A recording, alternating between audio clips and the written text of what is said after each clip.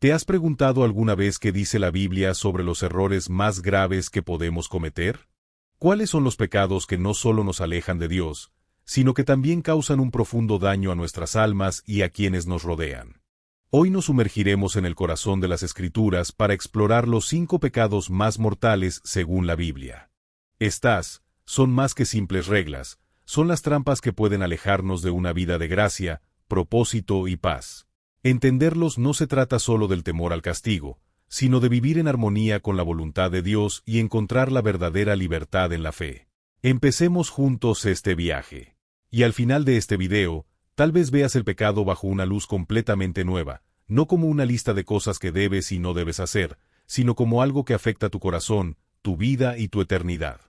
Antes de sumergirnos en los detalles de estos 5 pecados capitales, tomemos un momento para entender qué es el pecado desde una perspectiva bíblica. En el cristianismo, el pecado no es solo hacer algo malo, es una ruptura en la relación entre la humanidad y Dios. El pecado es cualquier pensamiento, palabra o acción que va en contra de la perfecta voluntad de Dios. Es una separación del amor y la luz de Dios. Y aunque todo pecado es grave, algunos tienen consecuencias espirituales más profundas que otros. En el video de hoy, nos centraremos en 5 de los pecados más destructivos mencionados en la Biblia, aquellos que no solo han alejado a la gente de Dios, sino que han causado la ruina en sus propias vidas y en las de los demás. Empecemos por el primero, un pecado que afecta al núcleo de nuestras relaciones mutuas. El orgullo. A menudo se considera que el orgullo es la raíz de todo pecado. Es ese sentimiento de prepotencia y superioridad que nos ciega ante las necesidades de los demás y, lo que es más importante, ante la autoridad de Dios en nuestras vidas. En la Biblia, el orgullo se describe a menudo como la ruina de las personas e incluso de las naciones. Proverbios 16 versículo 18 dice, «Antes del quebrantamiento es la soberbia, y antes de la caída la altivez de espíritu». Es una advertencia que ha demostrado ser cierta durante siglos. Cuando somos orgullosos, dejamos de confiar en Dios y empezamos a pensar que podemos hacerlo todo por nuestra cuenta. Otro versículo poderoso que nos advierte contra el orgullo viene de 1 Pedro 5 versículo 5, que dice, «Dios se opone a los soberbios, pero muestra favor a los humildes».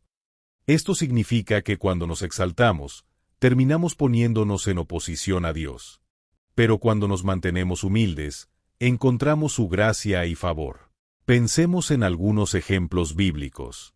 Una de las historias más famosas de orgullo se encuentra en el libro de Isaías, donde Lucifer, un ángel, se vuelve orgulloso y trata de colocarse por encima de Dios. Este orgullo provocó su caída y la introducción del mal en el mundo. La historia del rey Nabucodonosor en el libro de Daniel es otra historia con moraleja. Era un gobernante poderoso, pero su orgullo lo llevó a afirmar que su éxito se debía a su propia grandeza. Como resultado, Dios lo humilló, y vivió como un animal hasta que reconoció la soberanía de Dios. El orgullo nos puede sorprender. Puede manifestarse de forma sutil en nuestras relaciones, en nuestros trabajos, en la forma en que nos vemos a nosotros mismos en comparación con los demás. Y cuando el orgullo echa raíces, nos aleja de Dios porque nos lleva a creer que no lo necesitamos. Nos ponemos en un pedestal que solo Dios debería ocupar. He aquí un ejemplo de la vida real.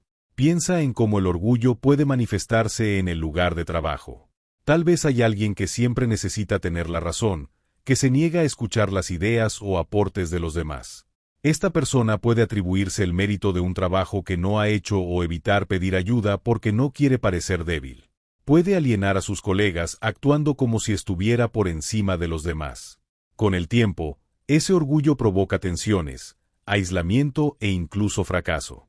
La incapacidad de reconocer el valor de los demás y de reconocer los errores se convierte en un gran obstáculo. Pero la Biblia ofrece una salida. La humildad es el antídoto contra el orgullo. Santiago 4 versículo 6 nos dice, «Dios se opone a los soberbios, pero da gracia a los humildes». Así que, si alguna vez has sentido que tu orgullo se interpone en el camino de tu fe o de tus relaciones, hay esperanza. El primer paso es reconocerlo, confesarlo y pedir a Dios un corazón humilde. No se trata de pensar menos en ti mismo, sino de pensar menos en ti mismo y poner a Dios en primer lugar. Y cuando lo hagas, verás que las relaciones, tanto con los demás como con Dios, empiezan a florecer. Antes de seguir profundizando en este contenido, te pido amablemente que muestres tu apoyo dándole a me gusta a este video, suscribiéndote a nuestro canal y compartiendo este mensaje esencial.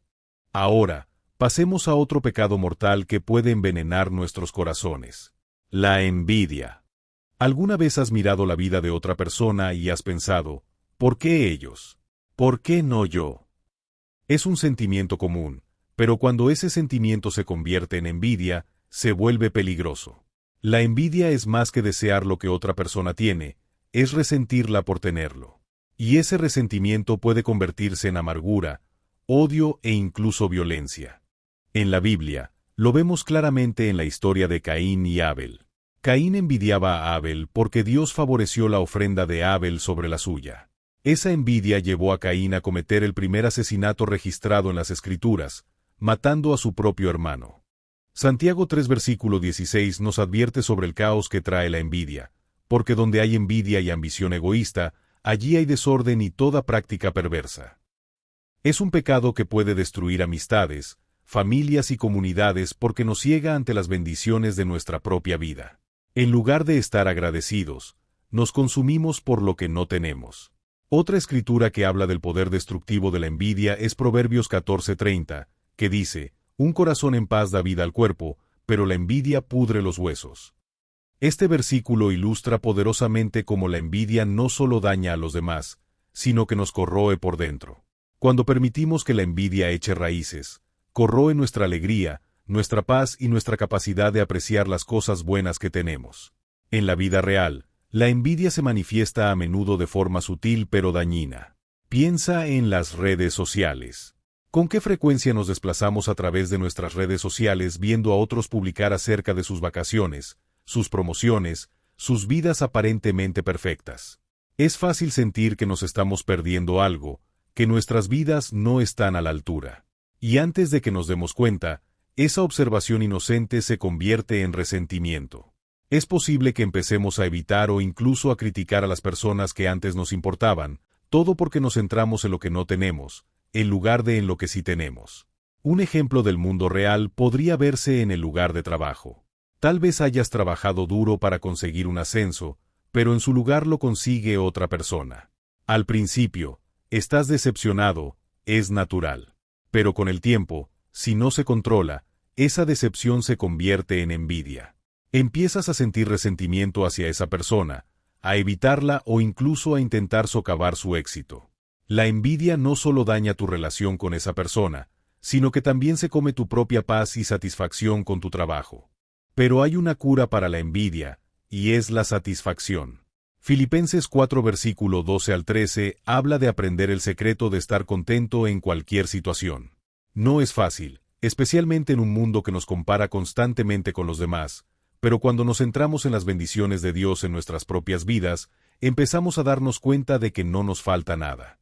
La envidia prospera en la comparación, pero el contentamiento crece cuando reconocemos las maneras únicas en que Dios nos ha bendecido a cada uno de nosotros. Cuando practicamos la gratitud, la envidia pierde el control de nuestros corazones. En lugar de centrarnos en lo que tienen los demás, aprendemos a apreciar los dones, las relaciones y las oportunidades que Dios ha puesto en nuestras vidas. La próxima vez que sientas que la envidia te invade, da un paso atrás. Pregúntate, ¿qué bendiciones hay en mi vida que pueda estar pasando por alto? Cuando dejamos de comparar y empezamos a contar nuestras bendiciones, nos damos cuenta de que Dios nos ha dado más que suficiente. La ira. A continuación, llegamos a la ira, o enojo incontrolado. La ira en sí no es un pecado.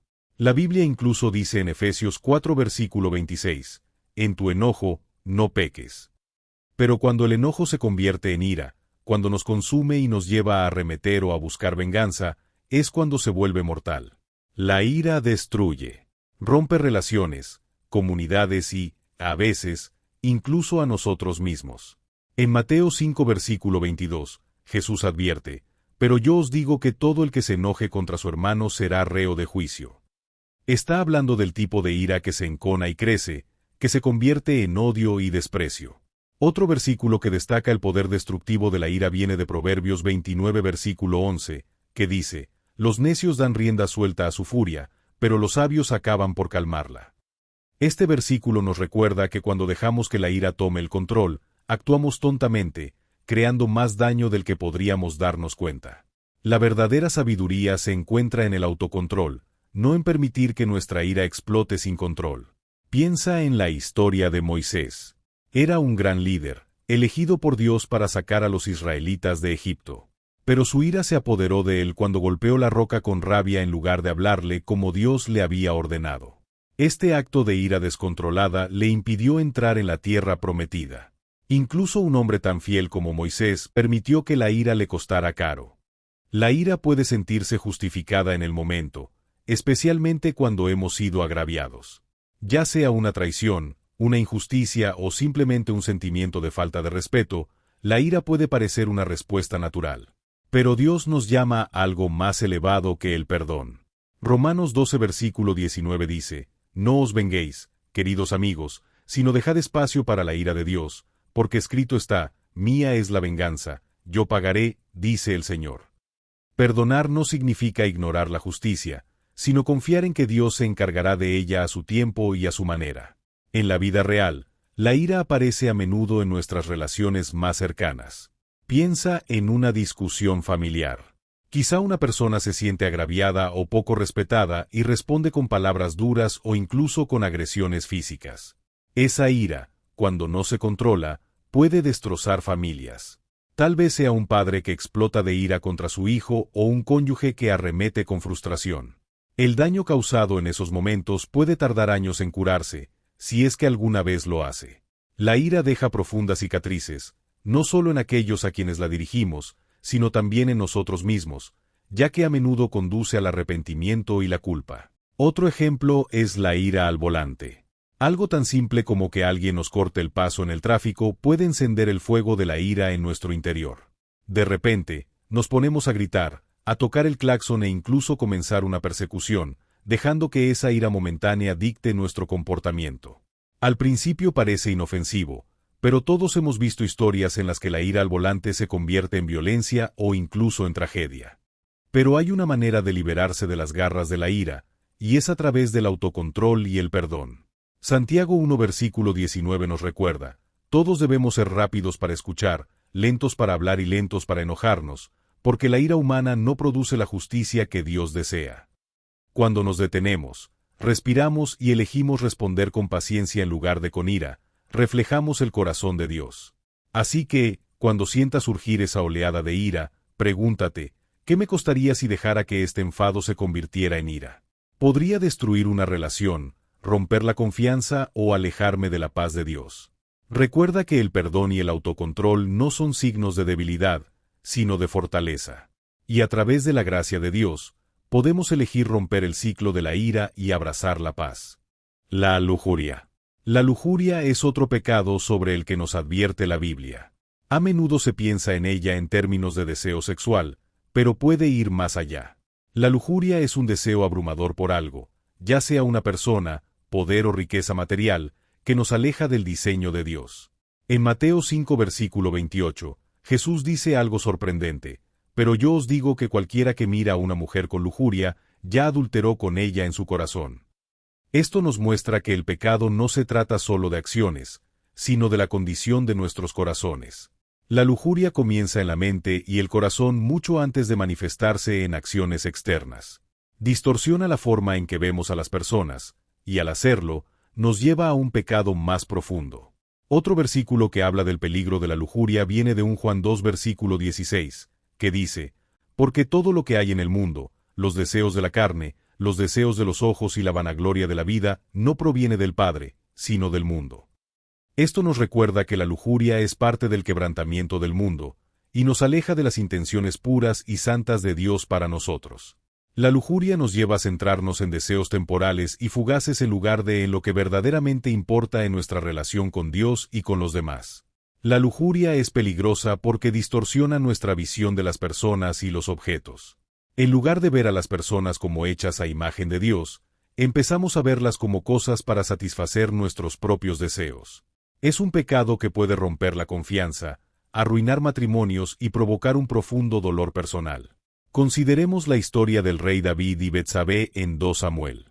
La lujuria de David lo llevó a cometer adulterio con Betsabé y luego a organizar el asesinato de su esposo, Urías.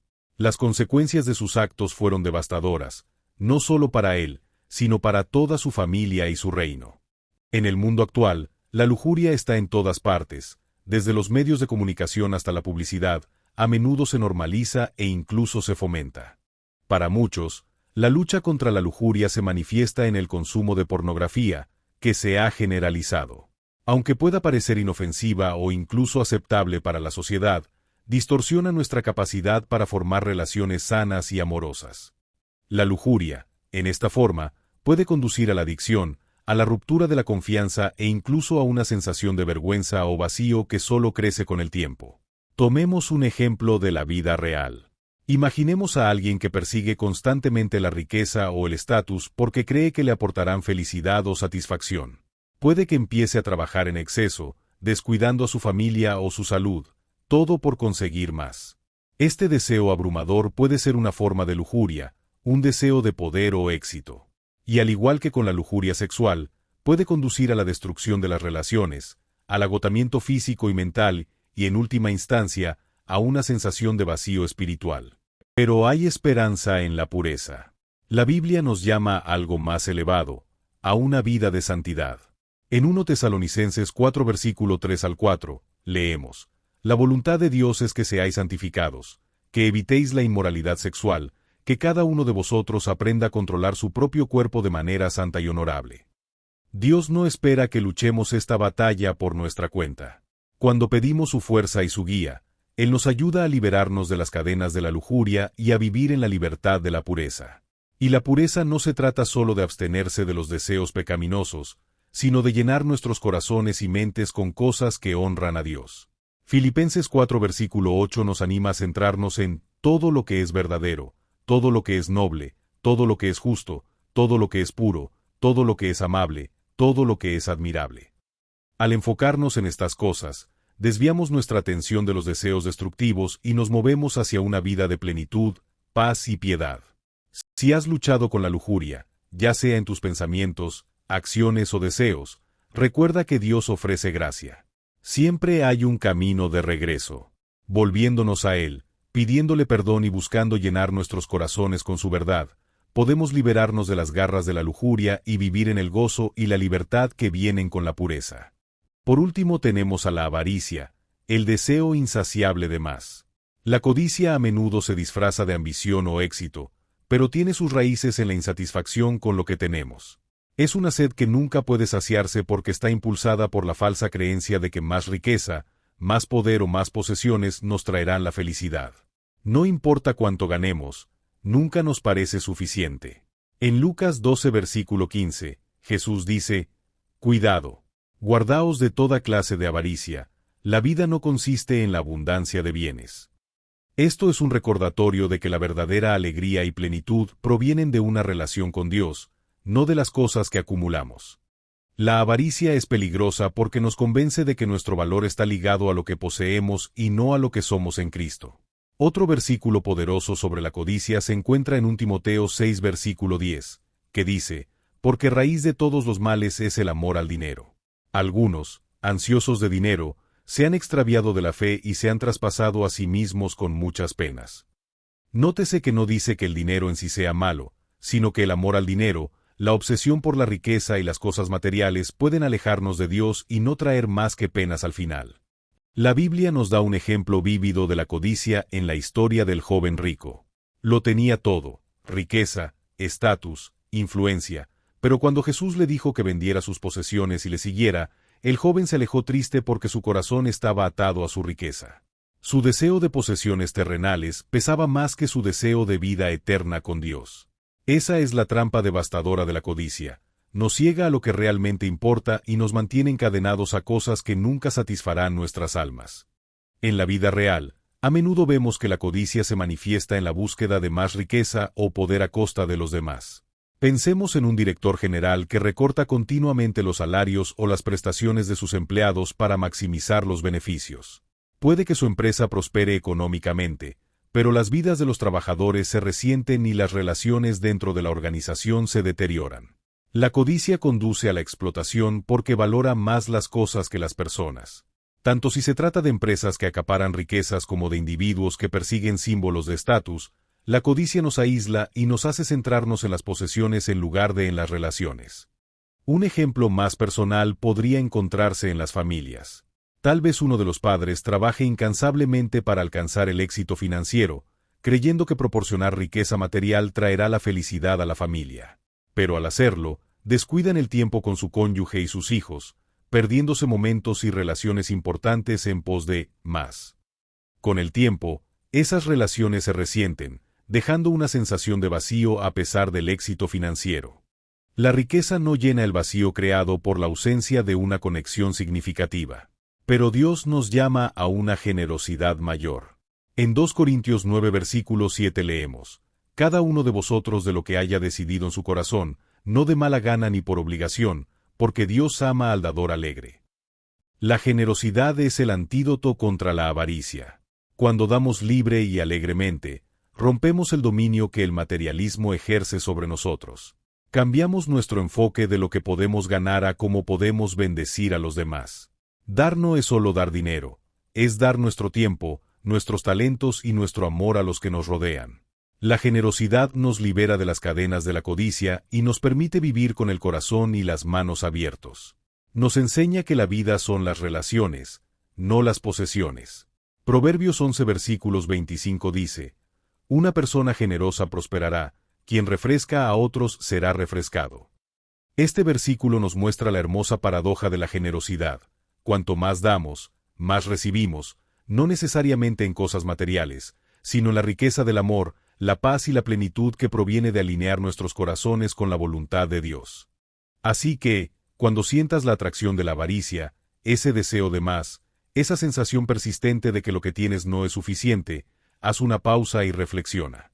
Pregúntate a ti mismo, ¿qué estoy persiguiendo y por qué? ¿Estoy confiando en que las posesiones me traerán la felicidad, o estoy confiando en Dios? Recuerda que las cosas más valiosas de la vida no se pueden comprar. El amor, la paz y la alegría provienen de un corazón generoso alineado con el propósito de Dios. Así que ahí los tienes, los 5 pecados más mortales según la Biblia: orgullo, envidia, ira, lujuria y avaricia. Estos pecados no solo están mal porque rompen las reglas de Dios, son destructivos porque rompen nuestra relación con Él y con los demás. Pero recuerda, aunque el pecado es grave, la gracia de Dios es aún mayor.